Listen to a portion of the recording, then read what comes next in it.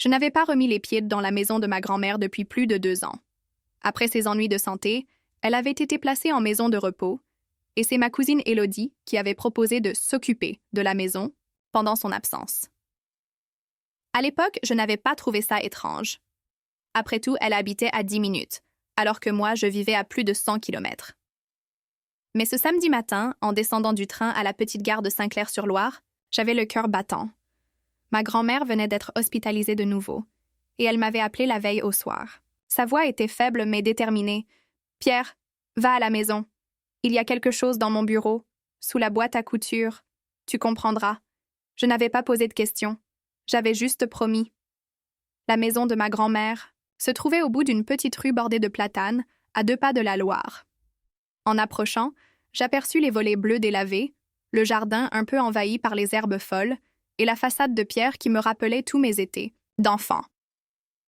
Mais dès que je poussais le portillon, quelque chose clochait. Les rideaux étaient tirés et une voiture que je ne connaissais pas était garée devant le portail. Je frappais à la porte. Pas de réponse. Je frappais de nouveau, plus fort. Et c'est là qu'elle apparut. Élodie. Elle portait un sweat trop large, ses cheveux noirs en désordre, et son regard était méfiant. « Qu'est-ce que tu fais ici ?» demanda-t-elle sèchement. « Mamie m'a demandé de venir. Il faut que je prenne quelque chose dans son bureau. » Elle croisa les bras, bloquant le passage. « Non, tu ne rentres pas. » Je restai interdit. « Comment ça, je ne rentre pas? C'est aussi ma famille, c'est la maison de mamie. Elle m'a confié les clés, et elle ne veut pas qu'on fouille partout. » Je fronçai les sourcils. « Élodie, arrête. Elle m'a donné des instructions précises hier. Je veux juste récupérer ce qu'elle m'a demandé. » Elle secoua la tête. « Non, c'est hors de question. » Je sentis ma colère monter. « Tu caches quoi, exactement ?» Son visage se durcit. « Rien qui te regarde. » Et elle referma la porte devant moi. Je restais plantée là, le poing serré. J'entendais mon cœur battre dans mes oreilles. Une partie de moi voulait forcer l'entrée, mais je savais que ce serait la pire idée possible. Au lieu de ça, je fis le tour du jardin. Les volets étaient tous fermés. Pas moyen de passer par derrière. Mais en m'approchant de la fenêtre du bureau, j'aperçus un mouvement furtif à travers une fente du rideau. Élodie, en train de ranger précipitamment quelque chose dans un sac. Je sortis mon téléphone. « Mamie !» dis-je dès qu'elle décrocha. « Élodie ne veut pas me laisser entrer. » Un silence, puis sa voix, encore plus faible. « Alors, appelle la police. » Je hésitais. Appeler la police pour un conflit familial? Ça me semblait énorme. Mais la fermeté dans sa voix ne laissait pas place au doute. Quelques minutes plus tard, une voiture de gendarmerie s'arrêta devant la maison. 2 agents en descendirent, l'un grand et mince, l'autre plus trapu, la cinquantaine. « Vous êtes Monsieur Pierre Lemoine ?» demanda le plus âgé. « Oui, c'est ma grand-mère qui habite ici. Elle est à l'hôpital. Elle m'a demandé de venir récupérer un objet dans son bureau, mais ma cousine refuse de me laisser entrer. » Le gendarme hocha la tête, prit des notes, puis frappa à la porte. Après quelques secondes, Élodie apparut, l'air faussement surpris. « Messieurs? »« Bonjour, madame. Nous avons été appelés pour un différend familial. Pouvez-vous nous expliquer pourquoi vous refusez l'accès à votre cousin? Parce que ce n'est pas un bon moment. La maison est sous ma responsabilité. » « Avez-vous une autorisation écrite de votre grand-mère vous confiant cette responsabilité exclusive? » demanda le gendarme. Elle hésita. Pas écrite, mais elle m'a donné les clés. Le gendarme échangea un regard avec son collègue. « Dans ce cas, il faudra nous laisser vérifier. »« Pas question !» lança Élodie, la voix montant d'un cran. Le grand gendarme soupira. « Madame, si vous persistez à empêcher l'accès, alors que la propriétaire a demandé expressément à son petit-fils de venir, vous vous exposez à des ennuis sérieux. » Elle croisa les bras, campée sur ses positions. « Vous n'avez pas le droit. » Et c'est là que tout bascula. Le gendarme sortit son talkie-walkie, demanda confirmation auprès du centre, puis se tourna vers elle. « Madame, vous êtes en infraction. Je vais devoir vous demander de nous suivre. »« Quoi? Vous êtes en garde à vue provisoire pour refus d'obtempérer et obstruction à l'accès à un bien familial sur demande expresse de la propriétaire. » Je vis ses yeux s'écarquiller, ses joues se colorer. « Devant tout le monde? » Car, oui, les voisins, attirés par les voix, s'étaient massés derrière les haies. Les murmures allèrent bon train. Élodie fut escortée jusqu'à la voiture de police. Je restais là, sidérée par la rapidité des événements. Quand la porte claqua derrière elle, le gendarme trapu me fit signe. « Allons voir ce qu'elle voulait absolument vous empêcher de trouver. » Mon cœur battait à tout rompre. J'avais l'impression qu'une porte invisible venait de s'ouvrir, et que ce que j'allais découvrir dans ce bureau allait changer bien plus que je ne l'imaginais. Le gendarme trapu referma la porte derrière nous. L'air à l'intérieur était lourd, comme si la maison avait retenu son souffle pendant des mois. Une odeur de bois ciré, mêlée à celle des fleurs séchées, flottait dans le couloir. Je posai ma main sur la rampe de l'escalier, comme pour saluer un vieil ami. Chaque craquement du parquet me ramenait des années en arrière, quand Camille et moi descendions en courant pour attraper les crêpes que mamie préparait. Mais aujourd'hui, c'était différent. L'atmosphère était tendue, comme si les murs savaient qu'ils allaient livrer un secret. « Le bureau ?» demanda le gendarme. « Au fond, à gauche. » La porte du bureau était entr'ouverte. Un rayon de lumière filtrait par les volets à demi clos, découpant la poussière en fins traits d'or. La pièce n'avait pas changé. Le grand bureau en A, noyé, trônait toujours au centre. Les étagères croulaient sous les livres, et au mur, la vieille carte de la Loire restait accrochée, légèrement penchée. Mais un détail me frappa immédiatement. Le tiroir de gauche était à moitié ouvert, et un sac en toile se trouvait juste à côté, posé au sol. « On ne touche à rien pour l'instant, » dit le gendarme en s'accroupissant. Près du sac, il l'ouvrit doucement. À l'intérieur, il y avait plusieurs enveloppes épaisses, remplies de billets. Beaucoup de billets. J'en eus le souffle coupé. « C'est beaucoup d'argent liquide, » dit le gendarme. « Vous saviez que votre grand-mère conservait ça ici? » « Non. Absolument pas. » Il referma le sac et se releva. « Et ce n'est pas tout. Regardez. » Il désigna la boîte à couture de ma grand-mère, posée sur une petite étagère près de la fenêtre. Je la pris délicatement et l'ouvris. Sous les bobines et les aiguilles, il y avait une enveloppe fermée, avec mon nom écrit à l'encre bleue, Pierre. Mes mains tremblèrent légèrement quand je l'ouvris. Mon cher Pierre, si tu lis cette lettre, c'est que les choses ont pris la tournure que je craignais. Dans cette maison, il y a plus que des souvenirs. Il y a des preuves.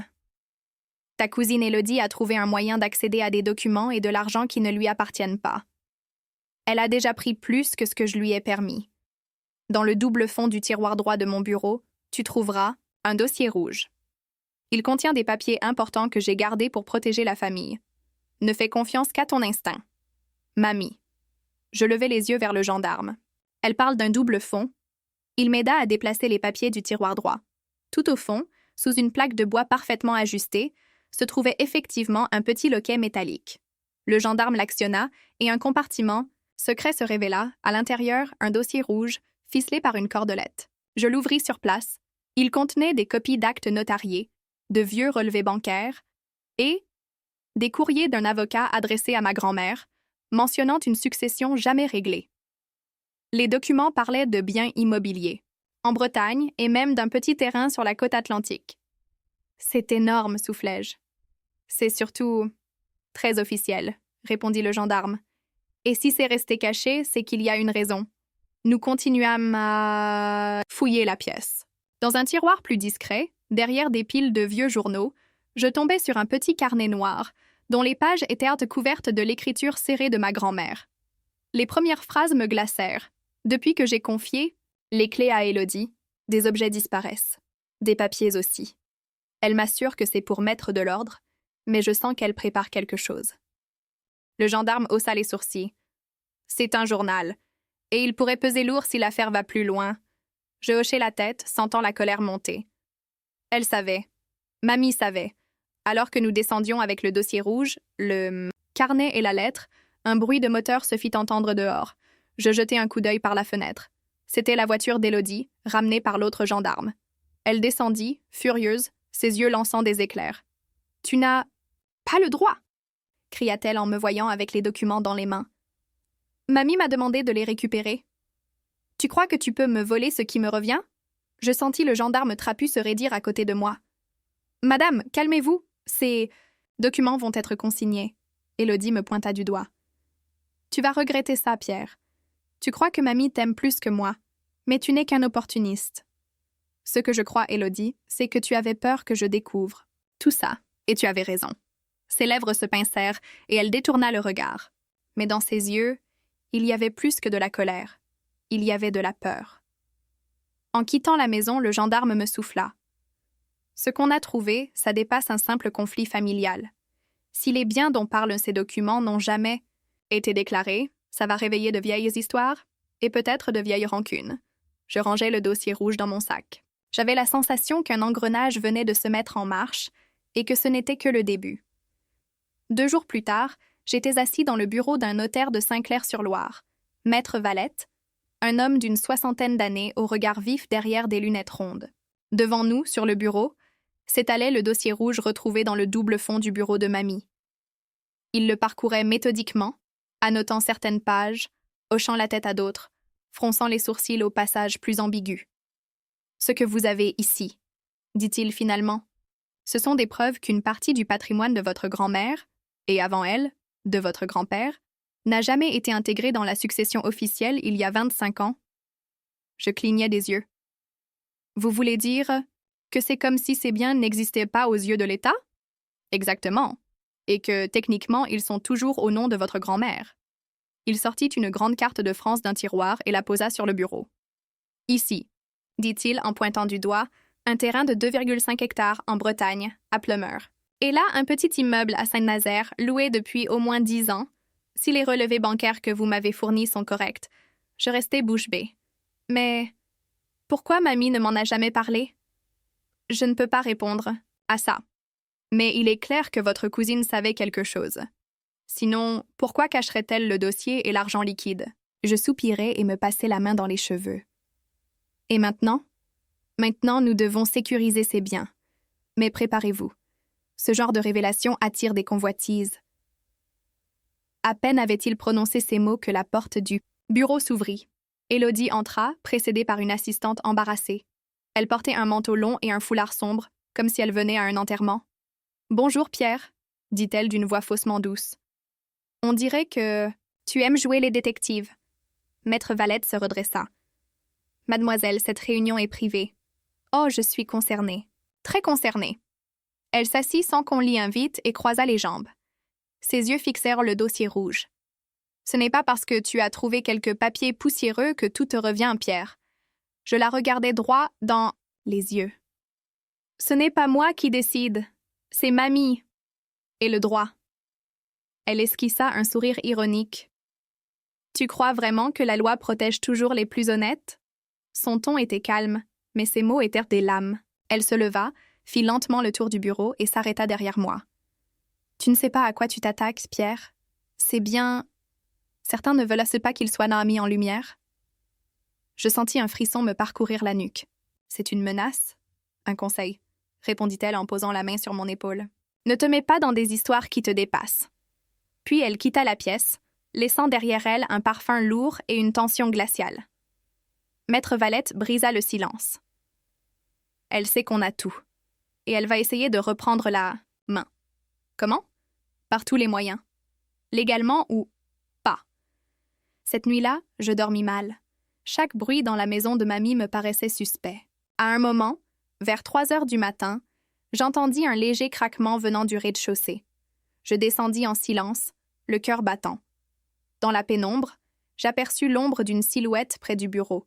Elle se figea en m'entendant, approcher, puis se glissa rapidement vers la porte d'entrée et disparut dans la nuit.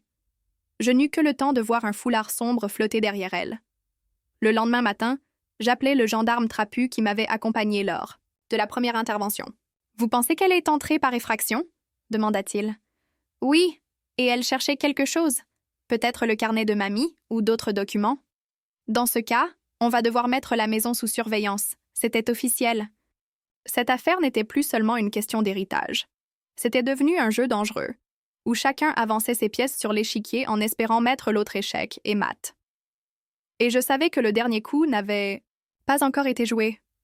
Le soleil de fin d'après-midi incendiait les façades en pierre de Saint-Clair-sur-Loire. La place du marché bourdonnait de voix, de moteurs et d'odeurs de pain chaud. Moi, j'étais planté au pied de la mairie, dossier rouge sous le bras, entouré de 2 gendarmes.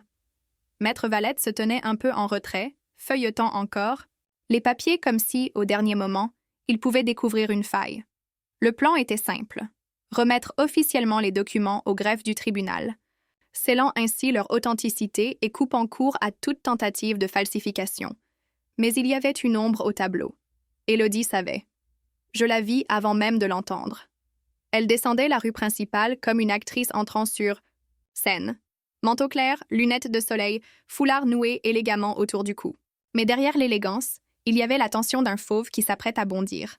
Elle s'arrêta à 2 pas de moi, baissa ses lunettes, planta ses yeux dans les miens.